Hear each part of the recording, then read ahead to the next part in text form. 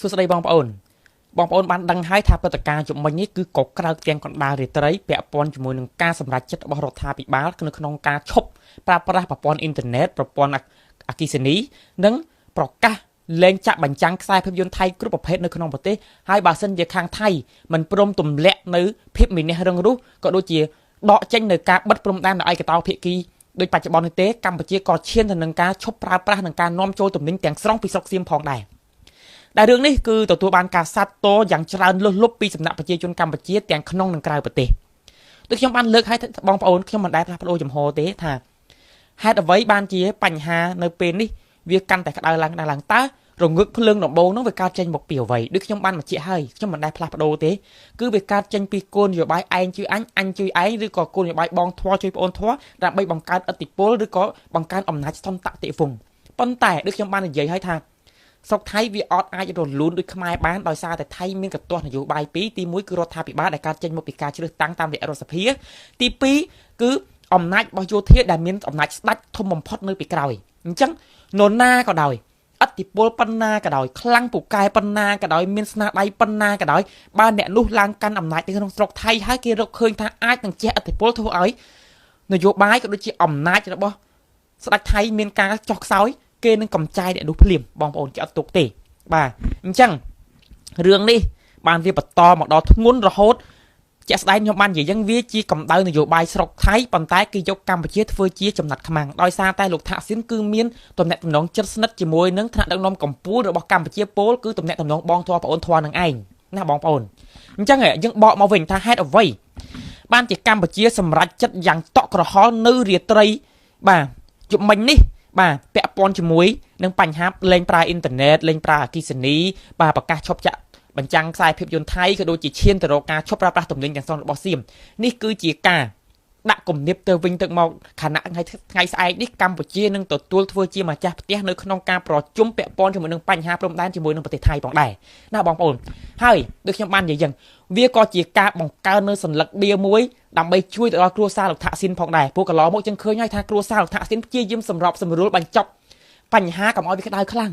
តាមរយៈការចរចាឲ្យមានការសម្រួលកងទ័ពដោយលោកហ៊ុនសែនគាត់លើកឡើងអ្នកខ្លះថាមិនមែនសម្រួលទេជាការដកកងទ័ពឲ្យដើមចឹងទៅបាទធិតពិតពួកគាត់ព្យាយាមជួយប៉ុន្តែយោធាហ្នឹងវាអត់បានយល់យោធាថៃអត់បានយល់មុខលោកថាក់ស៊ីនទេគឺពលគឺគេធ្វើយ៉ាងណាក៏ដោយបើអាចគេធ្វើរដ្ឋប្រហារទម្លាក់បានគឺគេទម្លាក់ភ្លាមតែម្ដងបងប្អូនអញ្ចឹងចង់មិនចង់ពេលនេះខ្ញុំគិតថាកម្ពុជាក៏យើងជាឱកាសមួយនៅក្នុងការបង្ហាញអំពីសក្តានុពលខ្លួនឯងទៅកាន់ខាងភាគីសៀមហើយក៏ដូចជាការជួយបន្ថែមសញ្ញាបៀទៅកាន់លោកថាក់ស៊ីនផងដែរពីព្រោះក្នុងស្ថានភាពពេលនេះអត់មានអ្នកនយោបាយថៃជាន់ខ្ពស់រូបណាអាចមានឥទ្ធិពលមកចរចាជាមួយកម្ពុជាជាងលោកថាក់ស៊ីននោះទេណាបងប្អូនកន្លែងហ្នឹងត្រូវចាំកន្លែងហ្នឹងអញ្ចឹងហើយអ្វីដែលលោកហ៊ុនសែនក៏បានបង្កើន6ចំណុចពាក់ព័ន្ធជាមួយនឹងការលេងប្រើប្រាស់អ៊ីនធឺណិតអគ្គិសនីបាទជួយសម្រួលដល់ពលរដ្ឋខ្មែរដែលតែងតែព្យាបាលនៅប្រទេសថៃបាទជាពិសេសជួយទិញផលិតផលកសិកម្មរបស់ខ្មែរដែលតែងតែលក់នៅថៃបើសិនជាករណីកម្ពុជាបិទទៅលេងទទួលទាំងស្រុងបាទជួយទទួលបាទពលករទាំងខុសច្បាប់ទាំងស្រុងប្រមាណជាង2លាននាក់ឲ្យមានការងារធ្វើណាបងប្អូនក៏ដូចជាយើងត្រៀមហ្នឹងហើយនៅក្នុងការជួយពង្រឹងទីផ្សារកសិករខ្មែរក្នុងស្រុកហើយក៏ដូចជាការដែលយើងព្យាយាមនៅក្នុងការជួយសម្រួលគ្រប់បែបយ៉ាងទាំងអស់ពាក់ព័ន្ធជាមួយនឹងបញ្ហាផ្សេងក៏ដូចជាការពង្រឹងត្រៀមនៅក្នុងការធ្វើលក្ខណៈបែបណាបើករណីផ្ទុះអាវុធជាយថាហេតុអញ្ចឹងបងប្អូនកន្លែងនេះដូចខ្ញុំបាននិយាយអញ្ចឹងចង់មិនចង់កម្ពុជាត្រូវតែដល់ស្ថានភាពពេលនេះបើទោះជាខ្ញុំបាននិយាយមកអញ្ចឹងទោះជាដំបូងវាចេញមកពីគោលនយោបាយដើម្បីបង្កើតឥទ្ធិពលបុគ្គលបែបណាក៏ដោយប៉ុន្តែយោធាថៃបងប្អូនណាវាព្យាយាមស៊ីទាំងអស់បើវាគៀបបានវាស៊ីគៀបទាំងតកោថាក់ស៊ីនគៀបទាំងខាងខ្មែរយើងអញ្ចឹងហើយបានជាដល់ពេលនេះហេតុអ្វីបានជាលោកហ៊ុនសែនគាត់ប្រកាសទទួលគាត់មិនខ្លាចនៅក្នុងការបើសិនជាថៃដេញពលករខ្មែរទាំងប្រមាណឲ្យចូលស្រុកវិញគាត់អត់ខ្លាចទេពីព្រោះអ្នកដែលខាត់បងគឺថៃទី2គាត់ចង់ហាក់បីដូចជាគាត់ចង់វាយក្បាលពួកយោធាផងវាយក្បាលពួកបកប្រឆាំងថៃផងក៏ដូចជាចង់វាយឆ្នាំងបាយអ្នកបកប្រឆាំងខ្មែរផងដែរពីព្រោះយើងលេចលឺហៀងមកថាពួកយោធានឹងអាចនឹងបើកភ្លើងខៀវឲ្យលោកសំរងស៊ីចូលមកក្នុងស្រុកថៃដើម្បីកែនក្រុមពលករនឹងធ្វើបាតកម្មស្របពេលដែលកម្ពុជានិងសៀមនឹងកំពុងតែផ្ទុះបញ្ហាជាមួយគ្នាអញ្ចឹង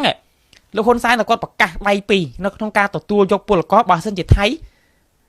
បណ្ដេញលែងឲ្យខ្មែរធ្វើការទីនោះអញ្ចឹងហើយបានជាគាត់ដាក់គំនាបឲ្យថៃនេះចង់មិនចង់ បើថៃចង់សម្របសម្រួលថៃធ្វើទៅទម្លាក់នៅភាពរឹងរូសបើមិនចឹងទេឯងចង់ដេញពលករខ្មែរក៏ដេញមកវាក៏ជាឱកាសមួយមិនអាចឲ្យក្រុមពួកប្រឆាំងទាំងថៃទាំងខ្មែរហ្នឹងយករឿងនេះធ្វើជាឈ្នន់នយោបាយនេះគឺជាអ្វីមួយដែលខ្ញុំនិយាយការពិតខ្ញុំអត់ខ្លាចថានរណាបាត់ប្រយោជន៍នរណាបានប្រយោជន៍ទេប៉ុន្តែបើនិយាយពីចំហរបស់ខ្ញុំតើខ្ញុំកាន់នៅចំហនៅខាងណានៅពេលនេះខ្ញុំនៅតែកាន់ចំហបើប្រយោជន៍ណាមួយបានទៅលើប្រជាជនដ៏ច្រើនលុបគឺខ្ញុំសាទរដោយរឿងនេះឥឡូវលោកហ៊ុនសែនរដ្ឋាភិបាលរបស់លោកហ៊ុនម៉ាណែតប្រកាសនៅក្នុងការផ្ដាច់លែងប្រើអ៊ីនធឺណិតថៃលែងខ្ចីដង្ហើមថៃដកខ្ញុំគាំទ្រ 100% បើទោះជាយើងមើលឃើញថាការធ្វើបែបនេះគឺវាចំណេញនយោបាយដ៏ច្រើននៅលើរបស់រដ្ឋាភិបាលលោកហ៊ុនម៉ាណែតយ៉ាងណាក៏ដោយប៉ុន្តែក្នុងប្រវត្តិសាស្ត្រកម្ពុជាអត់ដែលមានទេពេលវេលាណាដែលដូចពេលវេលានេះដែលរដ្ឋាភិបាលមានភាពរឹងមាំខ្លាំងនៅក្នុងការប្រកាសលែងខ្ចីដង្ហើមគេដកហើយខ្ញុំក៏សូមជម្រាបទៅកាន់បងប្អូនមហាជនខ្មែរដូចគ្នាថាវាគឺជាឱកាសមាសមួយសម្រាប់សហគ្រិនក្នុងស្រុកនៅក្នុងការពង្រឹងផលិតផលរបស់ខ្លួនដូចគ្នាដល់ពេលហើយដែលខ្មែរខ្លាំងដល់ពេលហើយដែលខ្មែរក្រោកដោយខ្លួនឯងបើទោះជាបញ្ហានេះវាចេញមកពីបញ្ហាណាក៏ដោយយើងកុំខ្វល់បើវាคล้ายទៅជារឿងមួយហៅថាគ្រោះនៅក្នុងលៀបហើយយើងគួរបង្កើនគ្រោះនេះឲ្យคล้ายជាលៀបសម្រាប់ប្រជាជាតិខ្មែរទាំងអស់គ្នាយើងមិនខូចទេប៉ុន្តែសៀមជាអ្នកខូចមុនណាបងប្អូនអញ្ចឹងបងប្អូនខ្មែរដែលជាផលិតករដែលជាអ្នកដែលបង្កើតសិប្បកម្មបងប្អូនត្រូវមើលថាតើបច្ចុប្បន្នប្រជាជនខ្មែរយើងគ្រប់គ្រងផលិតផលថៃគ្រប់គ្រងផលិតផលបែបណាខ្លាំងជាងគេមកហូបបែបណាទំនិញបែបណារសជាតិបែបណាដែលខ្មែរយើងចូលចិត្តព្យាយាមធ្វើឲ្យបានបើមិនដូចគេ 100% ឲ្យស្រដៀងនឹងគេដើម្បីប្រកួតប្រជែងទីផ្សារនេះជាឱកាសសម្រាប់បងប្អូនខ្មែរក្នុងស្រុកហើយឈប់ខ្ចីដង្ហើមសៀមដកយើងសុខចិត្តឲ្យឱកាសទៅបរទេសដទៃបើយើងខ្វះខាតយើងទិញពីបរទេសដទៃតែកុំទិញពីសៀមឲ្យសោះនេះគឺជាមេរៀនមួយឲ្យសៀមដឹងថាកម្ពុជាមិនអន់ទេកម្ពុជាគឺជាម្ចាស់ទីផ្សារដ៏ធំរបស់សៀមបងប្អូនត្រូវដឹងណាលើពិភពលោកទោះជាថៃបញ្ចេញទំនិញទៅកាន់ពិភពលោកប៉ុណ្ណាក៏ដោយប៉ុន្តែកម្ពុជាគឺជាម្ចាស់ដែលទិញទំនិញធំបំផុតរបស់សៀមពីព្រោះអត់មានជាតិសាសន៍មួយណាដែលហូបទំនិញរបស់ដូចគ្នាស្ទើរ 100% ដូចខ្មែរនិងថៃនោះទេបងប្អូនអញ្ចឹងសប្តាហ៍នេះថៃខ្ចីដង្ហើមខ្មែរដកច្រើនណាស់សេដ្ឋកិច្ចថៃរីកចម្រើនដោយសារខ្មែរច្រើនណាស់ដល់ពេលហើយដែលខ្មែរវាយក្បាលថៃមួយដំបងញញួរបាទសូមអរគុណ